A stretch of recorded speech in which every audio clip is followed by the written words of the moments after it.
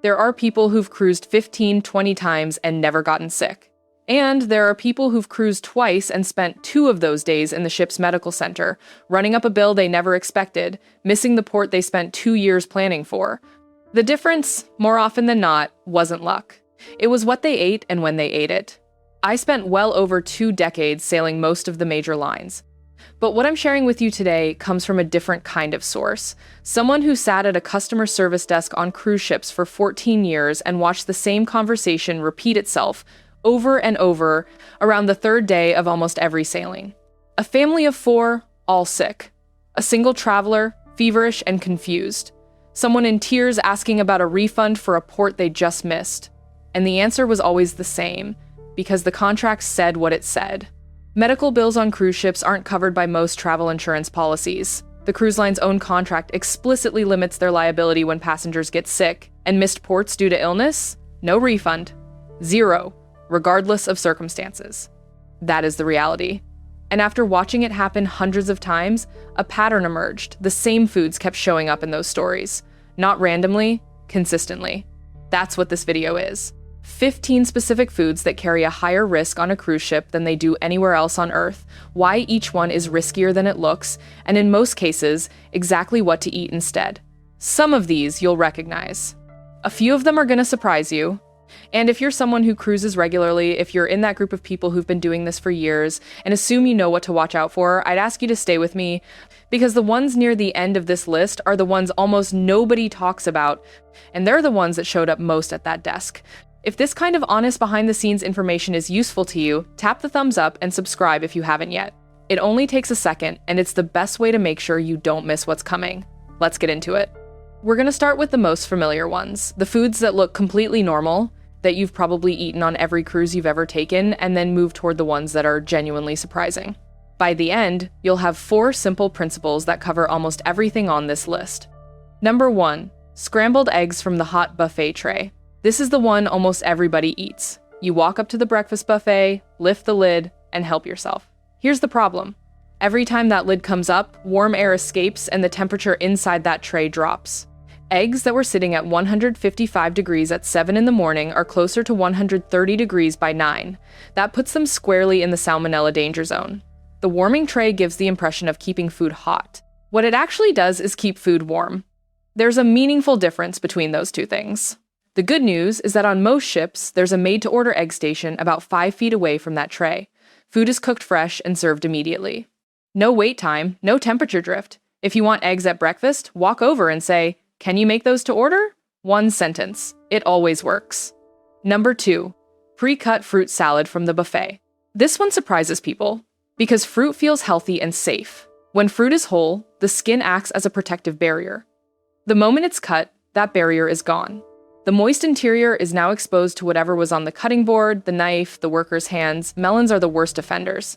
The rough outer skin harbors bacteria that transfer directly to the flesh the instant a blade passes through it. Outbreaks of listeria, salmonella, and E. coli have been traced specifically to pre-cut melon. On cruise ships, the fruit salad sitting in that buffet tray was often prepared the night before, sometimes 10 or 12 hours before you're eating it. The fix is genuinely simple. Grab a banana, grab an apple or an orange. Anything with the skin intact, you wash or peel yourself. That's the whole answer. Number 3, the deli meat and cold cut station. This section looks completely harmless. It isn't. Listeria is a bacteria that actually thrives in refrigerated conditions between 32 and 40 degrees Fahrenheit, which is exactly where those sliced meats are stored. They're laid out on open trays, handled with shared tongs that have been touched by hundreds of passengers throughout the day. And here is the part that makes this particularly relevant for our group. Listeria can take up to 70 days to cause symptoms. You get sick 2 months after the cruise and you never connect the two. Older adults face a higher risk from listeria infections than younger people. On the major lines, that cold cut station sometimes went 3 or 4 hours between restocking during the busy lunch period. The meat just sat there. Hot sandwiches, where the meat is thoroughly heated all the way through, are a different situation entirely. Cold cuts on open trays? I'd pass. Now, before we go further, we're about 3 foods into a list of 15, and I want to pause for a moment. If this kind of detail, the timing, the temperatures, the specific risks that crew members talked about quietly between themselves, but nobody ever posted anywhere, if that's the kind of information you want to have before you board, then there's a resource I'd point you to. The Seasoned Cruiser's Complete Pack covers not just food safety, but the full picture of what to know, what to ask, and what to watch out for before and during any cruise. The link is in the description below, or you can scan the code on your screen right now. It's the kind of reference I wish more passengers had before they sat down across that desk from me. We still have 12 foods to go, and the ones coming up in the second half of this list are the ones that genuinely stunned people when I explained them. Let's keep moving. Number 4, mayo-based salads on the pool deck. The location matters here. The outdoor pool buffet environment is different from the indoor dining room. Sun exposure, open air, lids left open, temperatures swinging in and out of the safe range. Potato salad, pasta salad, coleslaw, all high in moisture, all sitting in conditions where the bacterium Staphylococcus aureus produces toxins. Those toxins cause illness fast, within 1 to 6 hours, and they survive refrigeration. Meaning that even if you put the food back in the fridge, the toxin is already there. The salad looks fine, it usually tastes fine. The problem is invisible, and it develops in the 2 hours between when it's put out and when you're putting it on your plate. Number 5, soft serve ice cream from the machine. This one surprises everyone. Soft serve machines have internal components that need to be fully disassembled and sanitized every single day. When that doesn't happen perfectly, bacterial biofilms develop inside the machine and contaminate every batch that runs through it. The CDC has documented multiple cruise ship outbreaks traced directly to soft serve machines. Passengers have no way of knowing whether that machine was cleaned properly last night. Staff training varies. On high-traffic sea days, when that machine runs continuously for hours, the available time for proper cleaning gets squeezed. Prepackaged ice cream bars are made in controlled facilities and stay sealed until you open them. That's the safer option every time. Number 6, buffet chicken that's been sitting too long. Chicken needs to reach an internal temperature of 165 degrees to be safe. But chicken that was properly cooked and then left in a warming tray for 2 hours dries out, and more importantly, the temperature is not uniform throughout the tray. The top of the pile might be at 150 degrees. The bottom layer, where the metal meets the food, might be at 125. Here's what to look for. If the chicken looks dry and you can't see visible steam rising from it, keep walking. You can order chicken in the main dining room where it's cooked to order, or get it fresh from the pool grill where they're cooking it continuously in small batches. Leave the big pile of fried chicken that's been sitting there since 11:30 in the morning. Speaking of food that sits longer than people realize, number 7 is one that nobody ever thinks to mention. Room service, food eaten hours after it arrives. You order breakfast to your cabin. You're getting ready for a port day. You get distracted, you get busy, you come back, and the sandwich is still sitting there. It's been 2 hours, maybe 3. Once food is delivered, the clock starts. Proteins at room temperature enter the bacterial growth danger zone within 2 hours. Over 14 years at that customer service desk, a notable number of sick passengers mentioned having eaten in their cabin after being out earlier that same day. Nobody thinks of room service as a food safety risk. Whether it is or isn't depends entirely on what happens after it arrives. If it's been sitting for more than 2 hours, don't eat it. Number 8, grill food on port days.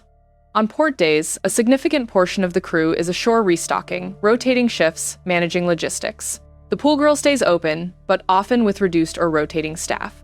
Less supervision, longer time between fresh batches, food sitting in trays longer because half the ship is also ashore.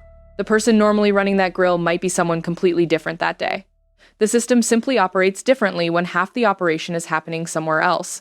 Knowing that is useful. Those 8 are the ones experienced. Cruisers walk right past without a second thought. They all look normal, they look fine. The next 7 are the ones I genuinely wish more passengers had known about before they reached my desk. Have you noticed any of these on your own cruises? Have you ever looked at a buffet tray and wondered how long it had been sitting there, or just gone ahead and served yourself? Tell me in the comments. I read every single one, and I genuinely like to know what your experience has been. Number 9, raw oysters and shellfish at the raw bar. I'll say this clearly. In 14 years, I never saw a crew member eat at the raw bar. Not once. Oysters are filter feeders. They concentrate everything in the water they live in, including norovirus, the virus responsible for the majority of illness outbreaks on cruise ships. A single contaminated oyster can carry millions of viral particles. It takes fewer than 20 to make you sick. On land, oysters come from regulated waters and are consumed within days of harvest. On a cruise, they may have been stored for weeks, pre-shucked, sitting on ice in a buffet where the temperature fluctuates every time someone lifts the sneeze guard. When a norovirus outbreak was being investigated on any of the ships I worked on, the raw bar was always one of the first things the sanitation officer examined. Always. Cooked shellfish is a different situation.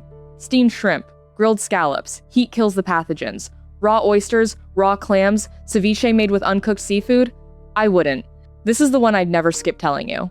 Number 10 is what I consider the most important item on this entire list, and it's one that even experienced cruisers rarely think about.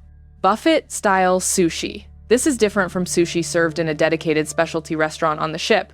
Sushi prepared to order at a table service restaurant on a newer vessel can be safe because it's made fresh and served immediately. Buffet sushi sits exposed, subject to inconsistent temperature control for extended periods. Raw fish must be kept below 40 degrees Fahrenheit. The buffet version is presented on open trays, handled with multiple shared serving utensils, and exposed to cross-contamination from neighboring dishes. The quality of the fish itself varies enormously depending on which port the ship is loading from, and you have no way of knowing that. If you're in a specialty sushi restaurant on board, ask one question: is this prepared to order? If yes, you're in different territory. If it's coming from a tray, regardless of which room you're sitting in, that's buffet sushi.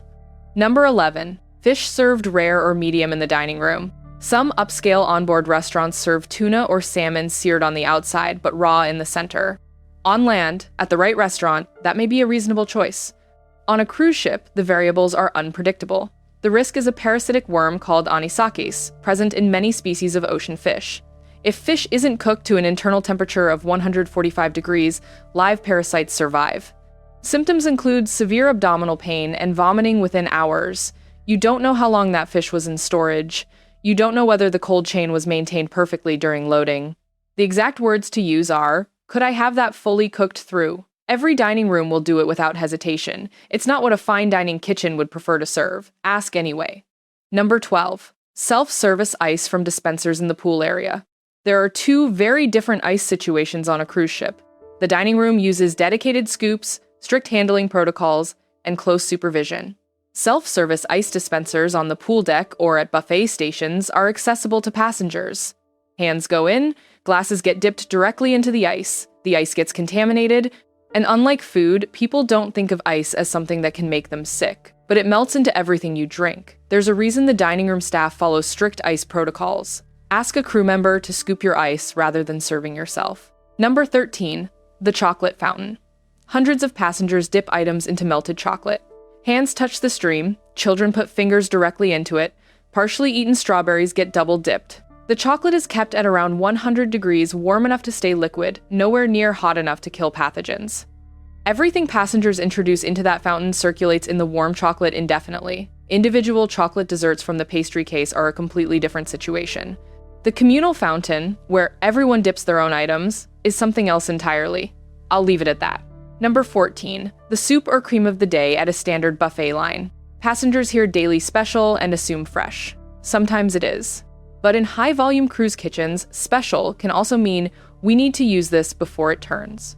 Cream soups, chowders, thick seafood bisques prepared in large batches, held, and sometimes reheated across multiple meal service periods. Reheating soup does not eliminate bacterial contamination that occurred during improper storage, particularly if the soup has been cooled and reheated more than once. Soup in a specialty or premium dining room is generally prepared same day. The lobster bisque in a standard mass market buffet line? Ask one question. Was this made today? The answer will tell you something, so will a non-answer. And number 15, this is the one that's a bit overlooked, but ties the whole list together. Anything from the buffet at the very end of a meal service. Most people assume the risk is at the beginning of service when food may have been prepared the night before. That's true, but the end of service is equally risky, and almost nobody mentions it. The safety of a buffet depends on turnover. During the peak of lunch service at noon, food is being replenished constantly because demand is high. The pasta sitting in a tray at 2:45 in the afternoon, when service is winding down, has been there for 2 hours with no replenishment. The problem exists at both ends of the window, not just the beginning. The peak crowd is when food is freshest. Roughly 8:30 to 10 for breakfast, noon to 1:30 for lunch, 7 to 8:30 for dinner. If you're one of the last people at a nearly empty buffet, that's your signal. At that point, the main dining room is the safer choice. Here's what I want to leave you with. None of these foods are inherently dangerous. In a properly controlled environment, a well-run restaurant kitchen, a properly managed cafeteria, your own home, most of them would be perfectly fine. The cruise ship environment is different. High passenger volume, hundreds of people serving themselves, ingredients loaded from multiple ports, temperature systems that work most of the time, but not always, and a buffet format that creates conditions that simply don't exist anywhere else. The variables stack in ways that are unique to this setting. Understanding where the weak points are is what changes your outcome. 4 principles cover most of what we talked about today. Made to order and served hot, rather than sitting warm and dry. Whole fruit you peel yourself, rather than pre-cut. The main dining room over the buffet whenever protein is involved. And if you're at the buffet, one simple question: how long has this been here? If you don't know the answer, and most of the time you won't, that is your answer. Pick the 3 items from this list that match how you actually cruise and start there. You don't need to be anxious at every meal. The vast majority of food on cruise ships is fine, but these 15 have specific, documented reasons why they carry more risk in this environment than they appear to. Knowing that is the difference between the person who arrives at the medical center on day 3 and the person who's standing at the port they spent 2 years looking forward to. I'd like to hear from you. Has any of this changed what you'll do on your next sailing, or is there something you've already been careful about that I didn't mention here? Drop it in the comments. I read everyone, and this is exactly the kind of conversation that helps everyone in this group make better decisions. Next time, I'm covering what to do in the first 2 hours after you board a handful of moves that most experienced cruisers have never thought to make, and they'll save you time, money, and real aggravation for the rest of the sailing. Subscribe if you don't want to miss it, and tap the like button if this one was useful. It genuinely helps more people find this information. Smooth seas, and I'll see you next time.